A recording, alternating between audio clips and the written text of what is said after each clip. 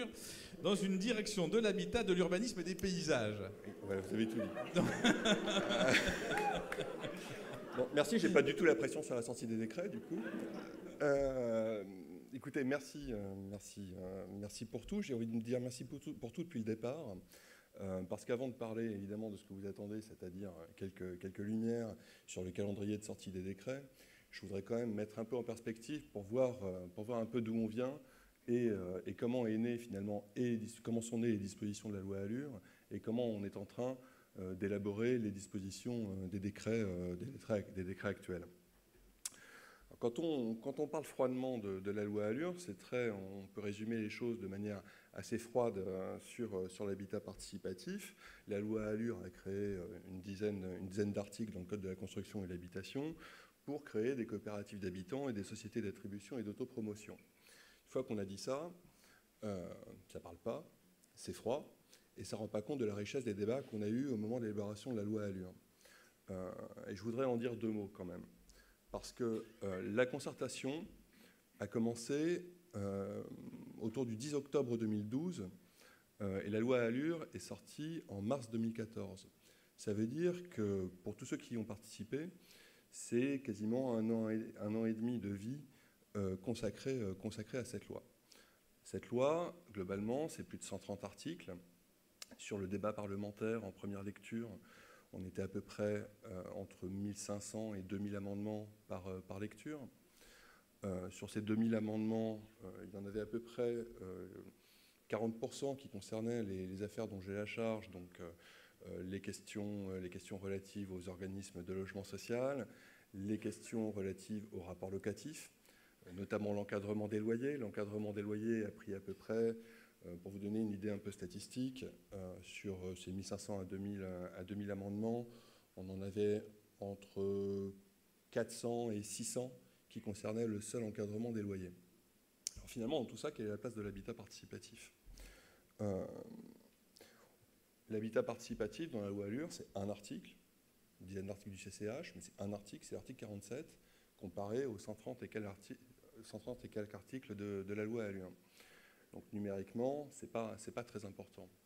Simplement, ce qui fait la caractéristique de l'habitat participatif dans le cadre de la loi Allure, c'est que c'est, à n'en pas douter, la mesure pour laquelle nous avons eu la concertation la plus aboutie. Alors pardonnez-moi, je vais être un peu égocentrique et je vais vous dire un petit peu ce qui s'est passé vu de mon balcon. Moi, je suis arrivé à la direction de l'habitat, de l'urbanisme et des paysages donc le 1er octobre 2012 et la concertation a dû commencer le 10 octobre.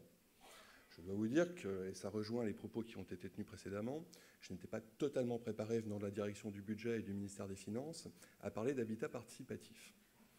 Je dois vous dire, je dois reconnaître à l'honnêteté que j'avais l'habitude d'exercer mon pouvoir de dire non quand j'étais à la direction du budget, mais je n'avais pas l'habitude de parler d'habitat participatif.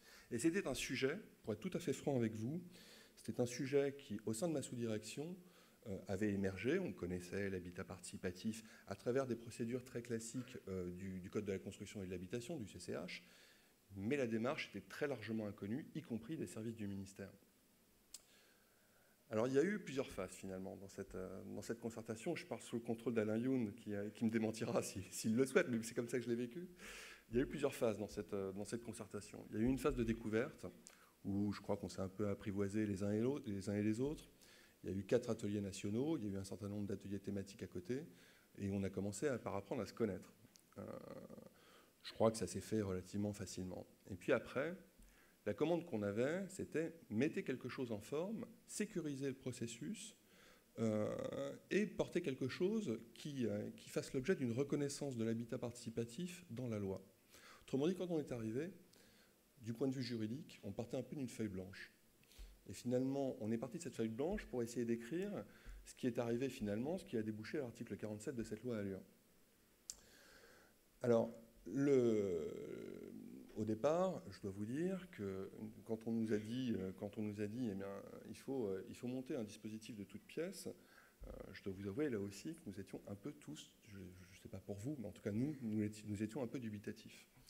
Et c'est vraiment, je crois qu'il faut insister là-dessus, c'est vraiment à la faveur des échanges que nous avons eus dans le cadre de cette concertation que nous avons réussi à monter un dispositif qui est peut-être perfectible, Mais en tout cas, c'est un dispositif qui a été monté, je rejoins ce que disait Alain tout à l'heure, qui a été monté sous la pression, mais au bon sens du terme, de tous les gens que nous avons eus dans le cadre de la concertation. Alors, cette concertation, bien entendu, elle a été portée par la ministre de l'époque. C'était au cabinet, c'était dans un cadre assez officiel, mais je crois qu'on a réussi à dépasser ce caractère officiel pour aboutir à quelque chose qui, encore une fois, est peut-être perfectible, mais qui, je crois, tient la route. Alors, je voulais revenir à cette place de l'habitat participatif dans la loi ALUR. Il y a un élément qui est assez caractéristique. Je vous parlais du nombre d'amendements que nous avons eus sur divers sujets. Alors évidemment, l'article les articles qui ont fait l'objet le plus d'amendements, c'est bien évidemment les articles relatifs à l'encadrement des loyers, aux observatoires des loyers, etc. Mais il y a un élément qui est assez important, je crois. C'est que dans l'habitat participatif, on est arrivé avec un projet de loi qui sortait de la concertation. On l'a présenté au Conseil d'État. J'y reviendrai tout à l'heure, puisque ça rejoint un petit peu les procédures que l'on suit actuellement pour sortir les décrets. On est arrivé au Conseil d'État, en face de rapporteurs du Conseil d'État qui connaissaient finalement pas beaucoup plus que nous l'habitat participatif avant qu'on participe à la concertation, mais des gens qui avaient un point de vue froid et juridique. Et ce qui est sorti de la concertation, ça n'a quasiment pas bougé au Conseil d'État. Ce qui montre que finalement, on avait pas mal travaillé tous ensemble au cours des 6 mois précédents. Ça n'a quasiment pas bougé au Conseil d'État.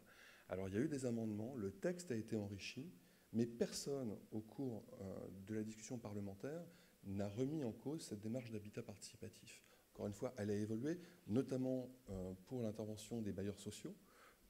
Ce texte a été enrichi, mais jamais il n'a été remis en cause. Alors, on est rentré, pour vous donner quelques éléments de calendrier, on a présenté, donc la concertation s'est déroulée d'octobre 2012 à avril 2013. On a présenté le projet de loi au Conseil d'État en juin 2013. Nous sommes passés en première lecture à l'Assemblée nationale. C'était il y a 2 ans jour pour jour, puisque c'était le week-end du 14 juillet.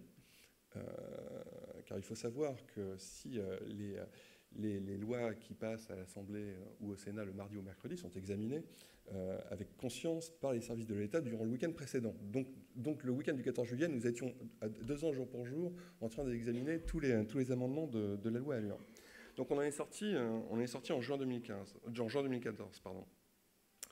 Sur cette loi ALUR, on a à peu près, je dirais que pour ma sous-direction, on doit avoir entre 40 et 50 décrets à sortir, et à peu près autant sur l'ensemble de la direction. Donc il a fallu mettre tout ça en musique petit à petit. Et c'est vrai qu'indépendamment des problématiques liées à la loi à l'habitat participatif, nous avons une pression générale pour sortir ces décrets. La caractéristique, et j'en arriverai après à ce que vous attendez tous, c'est-à-dire quelques éléments sur les décrets eux-mêmes pour savoir où on en est, la caractéristique aussi de l'habitat participatif, c'est pour ça qu'aujourd'hui, c'est pas quelque chose, je vous assure que du point de vue de l'administration, c'est pas quelque chose d'exotique. Pourquoi c'est pas quelque chose d'exotique? C'est pour 2 raisons. D'abord, les gens ont appris à le connaître. Je crois qu'il y a une forme d'inculturation de l'administration, en tout cas à l'échelon central, pour apprendre l'habitat participatif. Et aussi, et je crois que c'est un élément très, très important, et je crois qu'on va en discuter au cours des débats suivants, c'est que l'habitat participatif n'est pas quelque chose, une espèce d'ovni qui se balade avec ses propres règles dans le cadre de la réglementation applicable aux bailleurs sociaux. L'habitat participatif est à la rencontre de plein de réglementations relatives aux bailleurs sociaux. On parlera peut-être tout à l'heure des attributions, on a parlé du financement. C'est au cœur des problématiques qui ne sont pas simplement celles des bailleurs sociaux. On rejoint, pour les sociétés d'attribution et d'autopromotion, on rejoint des problématiques de copropriété. L'habitat participatif est une espèce, encore une fois, je ne le dis pas de façon péjorative, l'habitat participatif est une sorte de laboratoire où on a énormément de thématiques que l'on aborde par ailleurs dans le cadre de nos activités générales, que ce soit dans le parc privé ou dans le parc social. Alors, le premier décret, la loi ALUR prévoit un certain nombre de décrets sur l'habitat participatif. Donc, je vais peut-être dire un petit mot si vous n'avez pas tous en tête l'architecture des décrets qui vont sortir. Il y a d'abord un décret général. Ce décret général, je vais en reparler un peu plus précisément par la suite, parle notamment des dérogations à l'obligation de résidence principale au sein des sociétés d'habitat participatif, parle des services accordés à des tiers non associés, un certain nombre de choses. C'est le premier décret. Le deuxième décret, qui est extrêmement important, je connais la sensibilité de ce décret, c'est le décret sur la garantie financière. J'y reviendrai également tout à l'heure. Il y a enfin deux autres dispositions dont on parle moins, mais qui sont également importantes, sur la révision coopérative, dans le cadre des sociétés coopératives d'habitants. Et enfin, un décret qui n'est pas facile, je dois le dire, alors certains y tiennent beaucoup, c'est le décret sur l'apport en industrie, les parts sociales en industrie. Et là-dessus, je dois dire, pour être encore une fois parfaitement transparent avec vous, qu'on va le monter, c'est loin d'être le décret le plus facile. Je ne sais pas si les deux autres sont faciles, mais celui-là ne l'est pas, je vous le garantis. Alors sur le décret général, tout d'abord, on est parti assez optimiste en se disant que finalement on avait bien avancé sur ce décret, et je sais qu'un certain nombre d'entre vous s'est étonné que ce décret ne sorte pas plus vite. Ce décret n'est pas sorti plus vite pour des raisons uniquement juridiques qui sont liées aux concertations qu'on a menées. Parce que la concertation, alors on n'a pas refait de grands ateliers comme on l'a fait pour la préparation de la loi. En revanche, je crois qu'on a fait une concertation assez poussée également pour les décrets. Et au cours de la concertation est apparue une difficulté précisément sur cette dérogation à l'obligation de résidence principale. Parce que la caractéristique de l'habitat participatif, en tout cas l'une des caractéristiques, ça peut être qu'on a son logement en jouissance et pas en pleine propriété. Finalement, ni locataire, au sens de la loi de 89, ni totalement propriétaire de son logement. On a des parts là-dessus. Et je dois dire qu'on n'avait pas, et c'est au cours de la concertation, pour ne pas les citer, c'est les notaires qui nous ont signalé cette difficulté, c'est qu'étant et bénéficiant d'un droit en jouissance, on ne peut pas pratiquer la location. La loi ne permettait pas de pratiquer la location quand on n'est pas titulaire d'un droit réel sur son logement. Ce qui fait qu'on a dû, et c'est pour ça qu'on a perdu, entre guillemets, un petit peu de temps, on a dû trouver une bretelle législative dans Macron. On a proposé, il y avait un souci, il fallait qu'on trouve quelque chose pour que la loi dise de manière explicite qu'en dépit du fait qu'il ne s'agissait pas d'un droit réel, on pouvait pratiquer la location dans une société d'habitat participatif. Donc, je pense qu'on aura assez vite le résultat maintenant, puisque la loi est examinée aujourd'hui en lecture définitive. Alors après, il peut y avoir des délais. Voilà. S'il y a le Conseil constitutionnel, le Conseil constitutionnel a un mois pour se prononcer, mais en tout cas, on avait besoin de faire sauter ce verrou, si je puis dire, pour pouvoir prendre le décret. Alors une fois que c'est fait, ce décret, il faut qu'on le passe dans deux instances qui sont absolument obligatoires. D'abord, préalablement, le Conseil national d'évaluation des normes, parce que vous savez que quand on sort un décret ou un texte de valeur législative ou réglementaire qui a des conséquences sur les collectivités territoriales, il faut le passer devant ce Comité national d'évaluation des normes. En l'occurrence, avec l'intervention possible, notamment des offices publics de l'habitat, ça concerne les collectivités territoriales. Donc c'est une consultation obligatoire. Ça se fera théoriquement d'ici la fin du mois de juillet.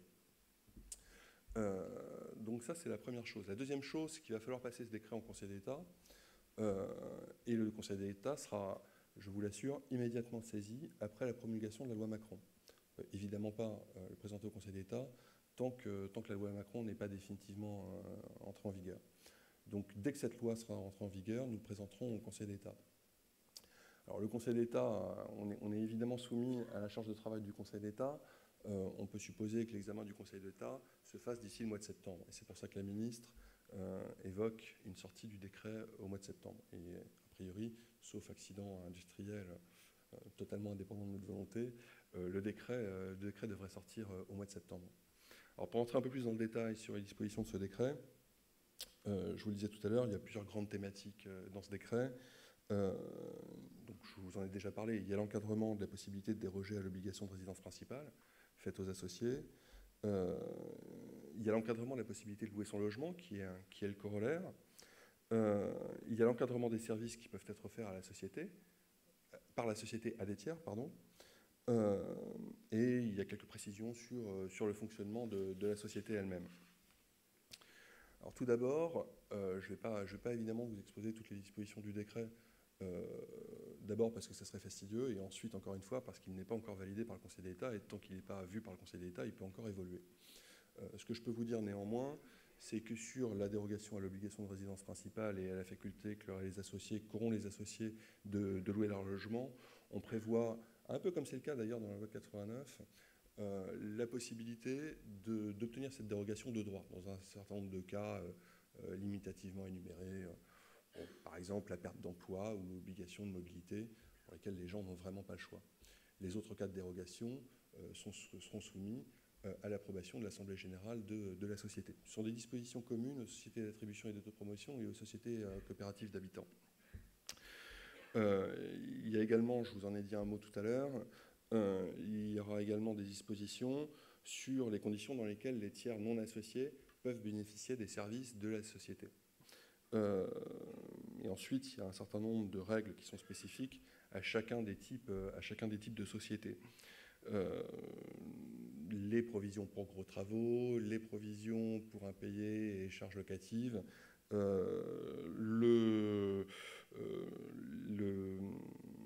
les obligations des associés dans un certain nombre de cas, des choses sur l'état descriptif de division, voilà. Après, des dispositions particulières sur chacun des types de sociétés.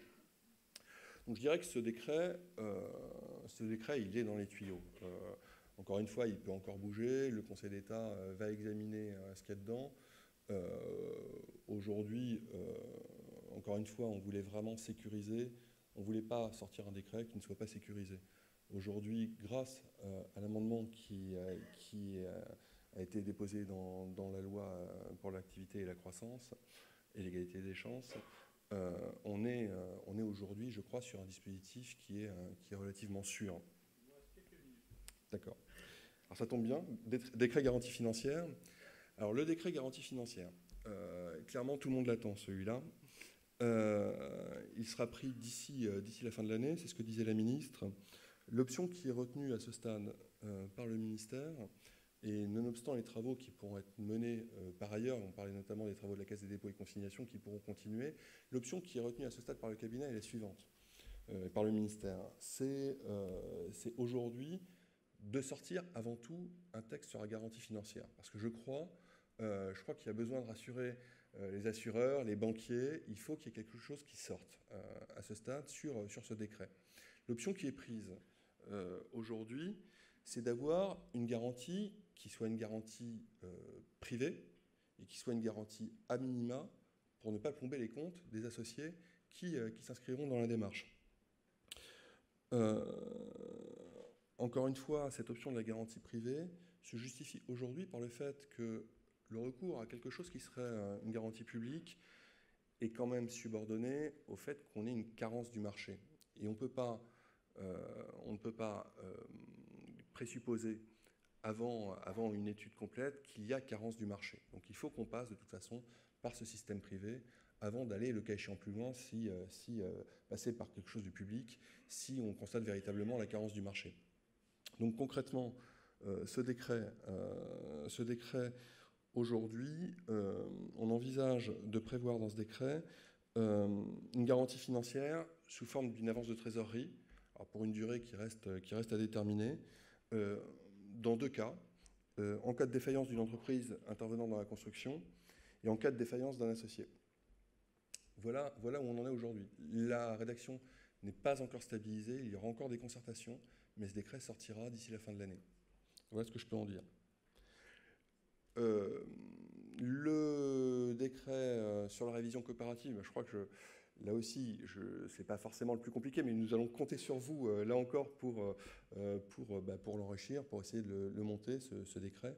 Je m'attarderai peut-être un tout petit peu plus longuement sur le décret sur les parts sociales en industrie, parce que là, on est typiquement dans le cas que j'évoquais tout à l'heure, avec des dispositions sur l'habitat participatif qui sont au cœur de plein de dispositifs. Et ce décret sur les parts sociales en industrie, pour mettre les pieds dans le plat, il y a au moins un double risque avec ce décret. Il y a un risque pour la sécurité des gens qui s'investissent eux-mêmes, qui travaillent. Et il y a un risque, alors là c'est le représentant de l'État qui parle, mais il y a un risque également de travail dissimulé derrière. Donc autrement dit, ce décret, il est à la frontière, de 3 ministères. Il est à la frontière du ministère du Travail, du ministère du Logement et de la Chancellerie. Donc on va engager les travaux, je vous mentirais si je vous disais qu'on les avait engagés d'ores et déjà, on n'a pas rédigé quelque chose encore sur ce décret. En revanche, on va engager les travaux au plus tard d'ici la fin de l'été, pour une sortie également d'ici la fin de l'année de ce décret. Voilà. Alors une fois que j'ai dit ça, la suite, peut-être pour conclure. Bon, bah, très bien. La suite, la ministre le disait tout à l'heure, notre objectif, ça va être la sensibilisation des services déconcentrés de l'État. Parce que si l'administration centrale, aujourd'hui, est sensibilisée, il va falloir qu'on sensibilise les services déconcentrés de l'État. Donc il y a plusieurs façons de le faire. On a des rencontres périodiques avec nos DDTM, nos directions départementales des territoires et le cas échéant de la mer. Il y a éventuellement, si ça ne suffit pas, des circulaires. Il y a aussi des formations auxquelles les agents de la DHUP apporteront leur concours pour former les gens des services déconcentrés. Ça, c'est la première chose. La deuxième chose, elle ne dépend pas de l'administration centrale, et c'en est la conséquence, c'est l'accompagnement des démarches par les services déconcentrés. Les motiver pour accompagner les démarches. Et enfin, troisième thématique, et la session d'aujourd'hui y participe, c'est l'approfondissement de certaines thématiques, notamment sur le concours des bailleurs sociaux. Et ça sera notre troisième thématique. Et enfin, pour terminer, je dois vous dire que sur l'implication des services de l'État, il y a une vraie motivation à la DHUP et dans mon équipe en particulier, parce qu'encore une fois, j'y insiste, il y a eu une vraie démarche d'inculturation, je dis bien d'inculturation des démarches d'habitat participatif. Donc croyez bien, je vous demande de me croire que les équipes sont tout à fait motivées pour continuer à accompagner les démarches. Voilà, merci.